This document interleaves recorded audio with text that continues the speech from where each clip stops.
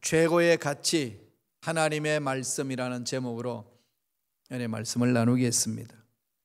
2021년 희망찬 새해가 밝아지면서 여러분 어떤 결심을 했나요? 새해가 되면 대부분 다 결심하죠. 작심삼일 될지언정 결심은 합니다. 결심이라는 것은 마음을 이렇게 강하게 만드는 거잖아요. 뜻을 세우는 거 아니겠습니까? 세상 만사 마음먹기에 달려있다. 정말 어떤 마음을 갖고 사느냐 달라지는 거죠. 2021년 한 해를 바라보시면서 어떻게 살 것인가 마음에 많이 품으셨죠? 어떤 결심을 가지셨나요? 오늘 말씀에서 우리에게 주시는 그 은혜가 있습니다. 최고의 가치를 지키자는 거죠. 인생의 최고의 가치가 뭐겠습니까? 영원토록 존재하는 최고의 가치. 제목에서 보았듯이 말씀만이겠습니까? 하나님 말씀을 지키는 것, 하나님 말씀대로 사는 것, 그보다 더 가치 있는 일이 어디 있겠습니까? 다시금 우리 2021년을 맞이하여서 우리 순복음 시카고 교회는 나아갈 길을 선포했습니다. 송거 영신 예배 때 성령을 따라 행하자고. 우리의 삶은 성령을 따라 행하는 겁니다. 성령을 따라 행하기 위해서는 어떻게 되나요? 딛고 써야 될 땅이 있어야 되잖아요. 우리 믿음의 땅이 뭡니까? 그 근거가 뭔가요? 말씀이죠. 변함이 없는 약속의 말씀에 있어서 성령으로 충만할 때에 순간순간 성령을 따라 행할 수 있습니다. 이 두 기둥 잊지 마세요.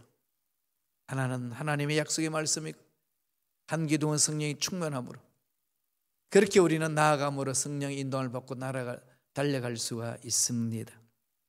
미국 19세기 때에 어릴 때부터 예수를 믿지 않는 사람이 있었어요. 그렇게 크면서 기독교 공동체는 필요 없다. 저는 흑우다. 성경에서 말하고 있는 것은 다 흑우다. 이걸 강조하면서 성경의 흑우성을 밝히기 위하여 성경을 공격하기 위하여 성경을 연구한 사람이 있었습니다.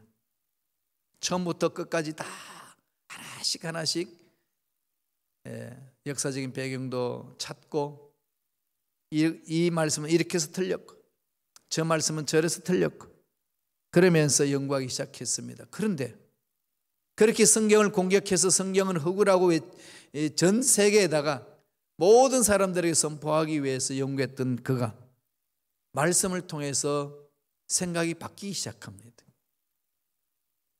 흑우라고 생각하고 달려들었던 말씀이 자기 심령을 강태해오는 겁니다. 이게 막 충격을 받아요. 말씀을 통해서. 그동안 가지고 왔던 자기 가치관이 막 깨지기 시작합니다. 고정관념이 막 바뀌기 시작해요. 결국 예수님이 자기 인생의 주인이라는 것, 예수님이 자기 죄를 다 짊어지시고 십자가에 못 박혀 돌아가셨다는 그 말씀에 완전히 녹아버립니다. 무릎을 꿇고 예수님을 구세주로 영접합니다. 성경은 흑우라고 성경을 공격하기 위해서 달려들었던 그 마음을 접고 예수님은 나의 구세주라고 고백하며 예수님은 내 인생의 주인입니다라고 고백하면서 새로운 글을 쓰기 시작합니다. 많은 사람들이 영감을 준 책이었고 많은 사람들의 감동을 준 책이었고 많은 사람들이 예수를 믿고 돌아올 수 있도록 만드는 소설을 썼습니다. 명작. 그게 뭔지 아시나요? 배너를 쓴 루 윌리스입니다.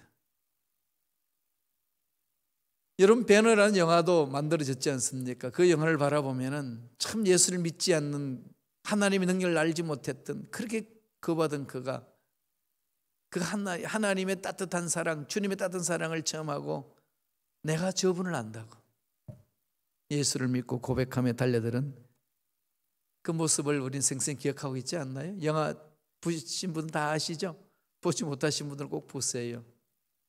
성경은 그때만 또 현대만 공격받은 게 아니고요.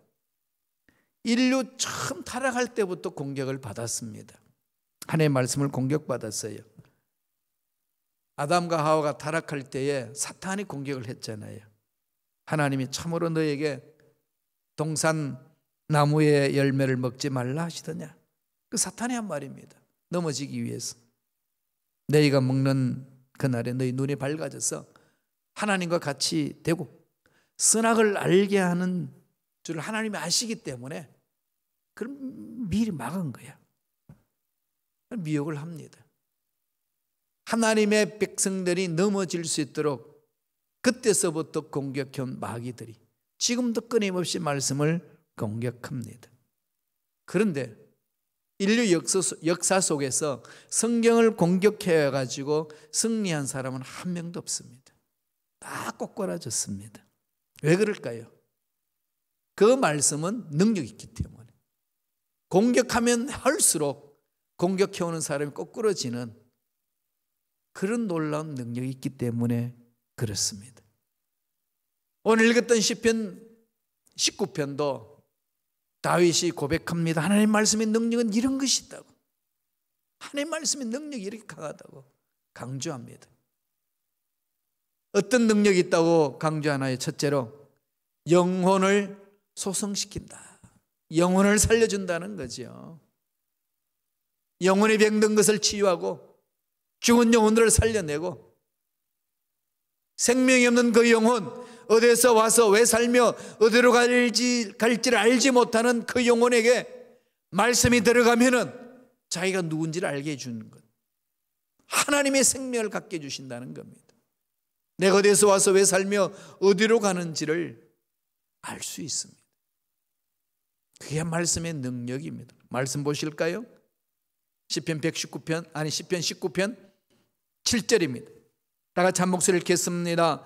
야훼의 율법은 완전하여 영혼을 소성시키시며 야훼의 증거는 확실하여 우둔한 자를 지혜롭게 하며 야훼의 말씀은 율법은 그러잖아요. 이건 말씀이라는 거죠. 하나님의 말씀은 여기서 말하는 율법은 모세오경을 말하는 거죠. 토라를 말합니다.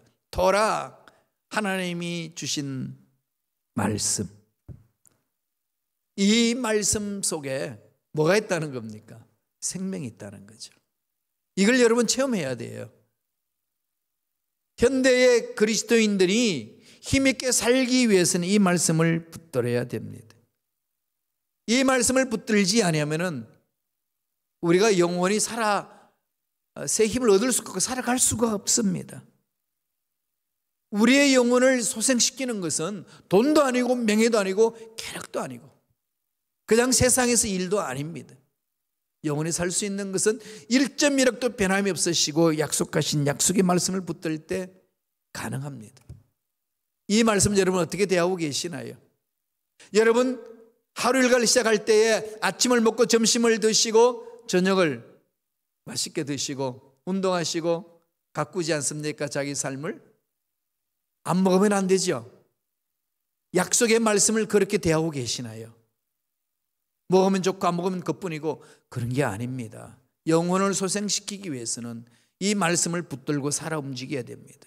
몸부림치셔야 돼요. 정말 여기 목숨을 걸어야 합니다. 왜 일하느냐고, 왜 열심히 회사 다니고 사업을 하느냐고 그런 돌아오는 소리 그런다. 목사님 다 먹자고 하는 겁니다. 맞아요. 먹자고 하는 거죠. 먹는 거 정말 중요하잖아요. 안 먹고 살 수가 없잖아요. 먹고 살기 위해서 돈을 벌고 달려나가는 것 아니겠습니까? 우리 영혼이 살기 위해서는 말씀을 먹어야 되는 거예요. 말씀이 힘이 있습니다. 체험하셔야 돼요. 베드로전서 1장 23절 한번 보세요. 베드로는 이렇게 고백을 합니다. 다 같이 읽어볼까요?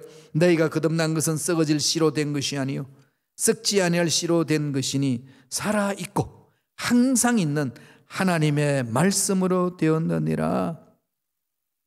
말씀 외에 다른 것이 채울 필요가 없습니다. 온전히 말씀에 집중하셔야 돼요.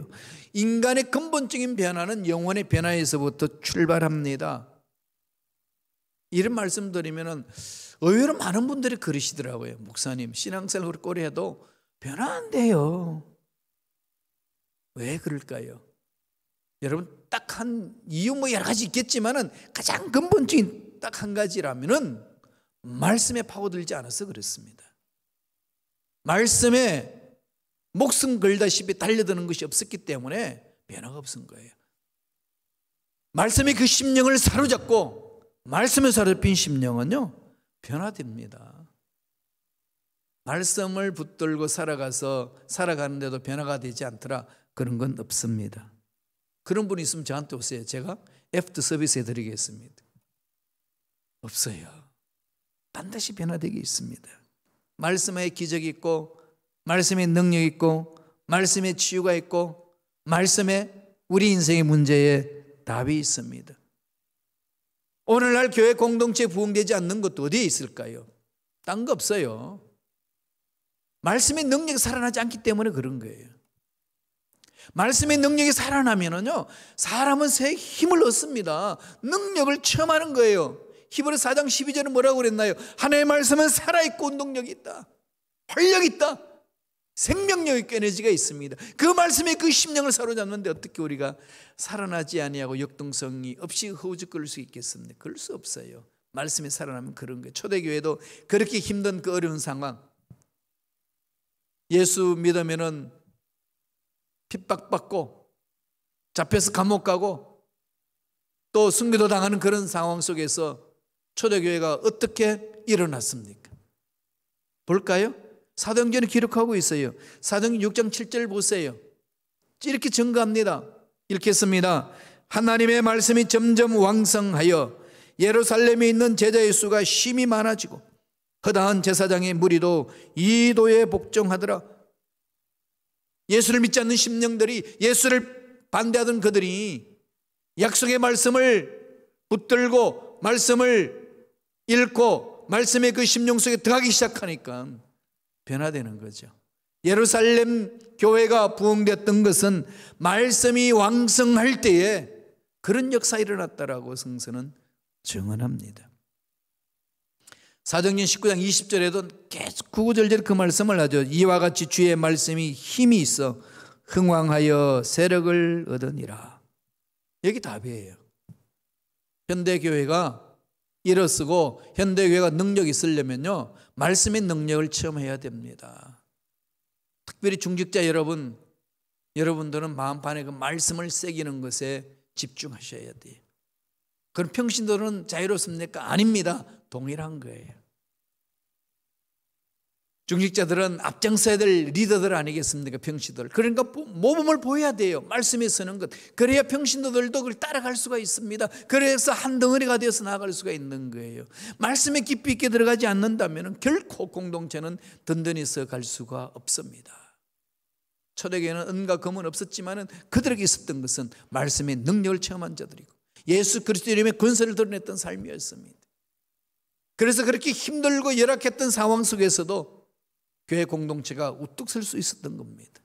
힘은 돈에서 나오는 것이 아니고, 힘은 사람들이 많이 있는 곳에서 나오는 것이 아니라 약속의 말씀에, 그 말씀이 흥왕하고 말씀이 왕성하니까 그 말씀의 능력으로 사람들이 모이기 시작했고, 사람들이 모이니까 물질이 모이기 시작했고, 사람들이 모이니까 건물이 생겼고, 그렇게 공동체가 든든히 서갔더라 증언하고 있습니다. 이 은혜 체험하시기 바랍니다. 2021년 우리 이 은혜를 체험합시다.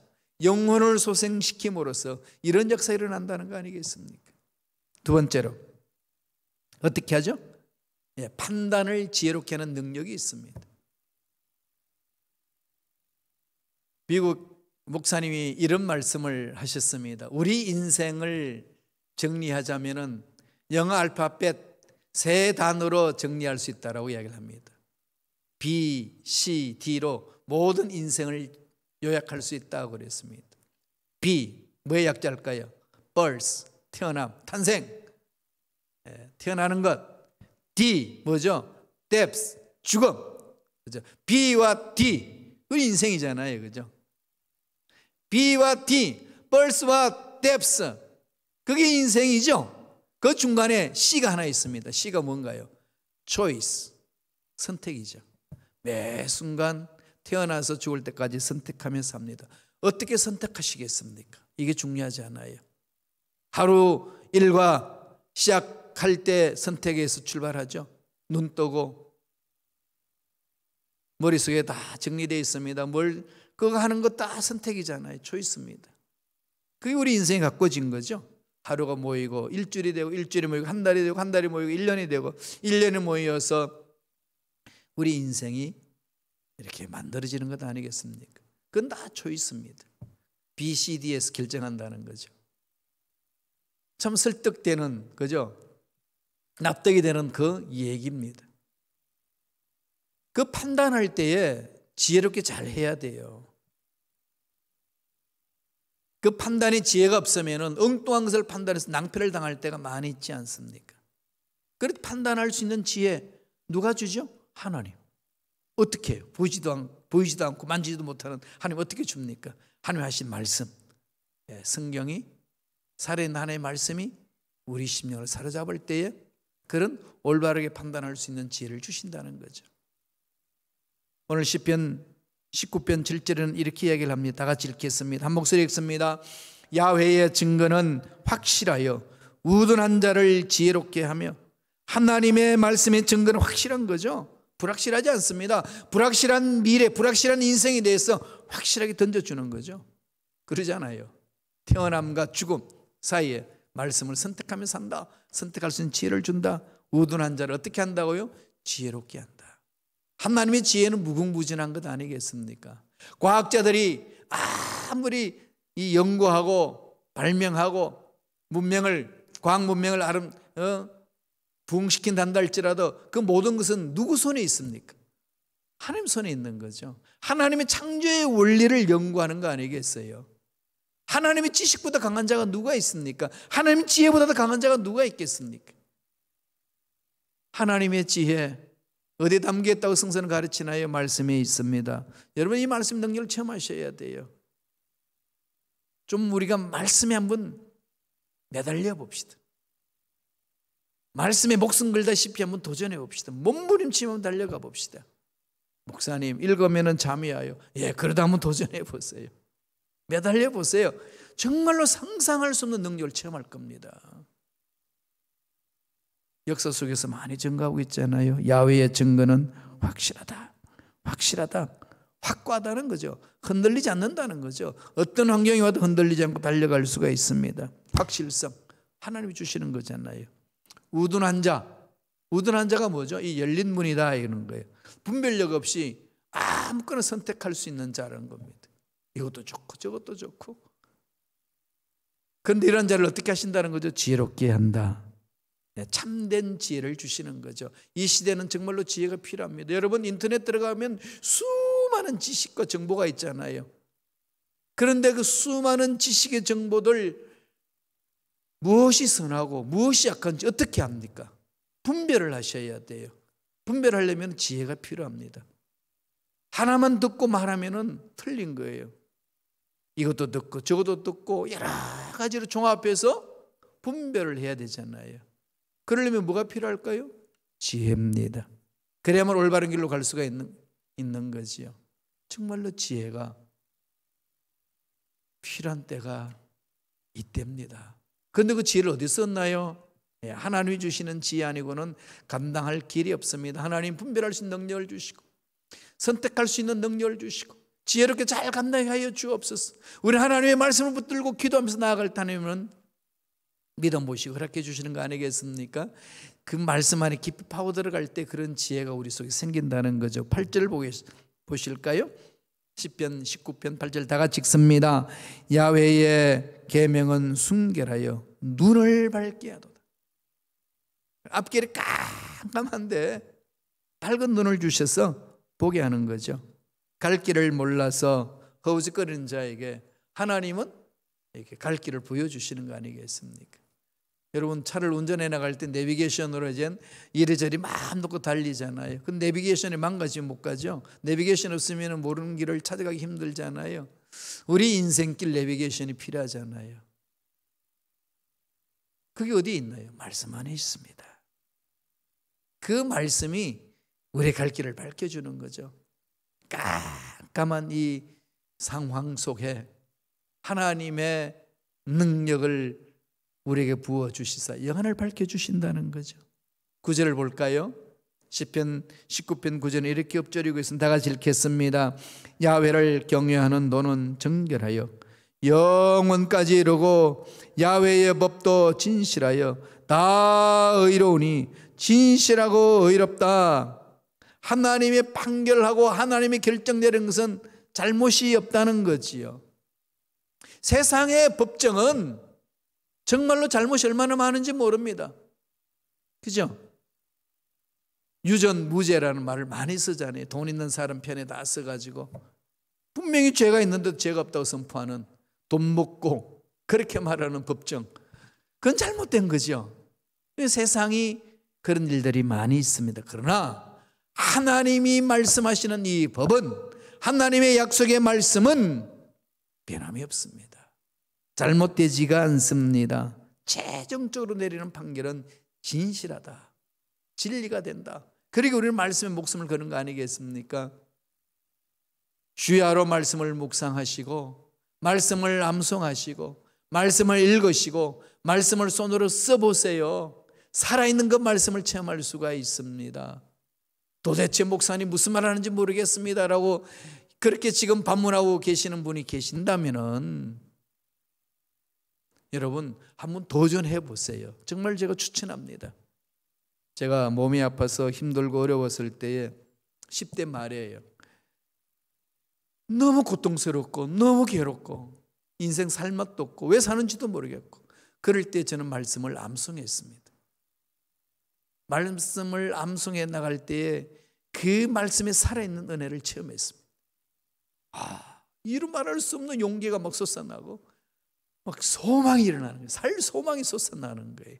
환경은 바뀐 것 하나도 없는데 그 말씀의 능력이 제 마음을 사로잡고 그렇게 용기를 불어넣어주고 소망이 생기게 만들어 주셨어요. 그래서 말씀 인도하는 대로 따라가서 여기까지 온 것 아니겠습니까? 말씀의 능력 우리를 지혜롭게 만듭니다. 달려가 보세요. 지혜가 부족해서 어리석습니다. 그렇게 말씀하지 마시고요. 지혜가 부족하거든 후히 주시고 꾸짖지 않은 하나님께 구하라 그랬습니다. 하나님께 달려면 하나님 주시거든요. 후히 주시잖아요. 후히 주시잖아요. 그 말씀 안에서 승리하는 정말로 지혜로운 자로 살아가시기를 축원합니다. 마지막 세 번째로 그 말씀은 어떻게 할까요?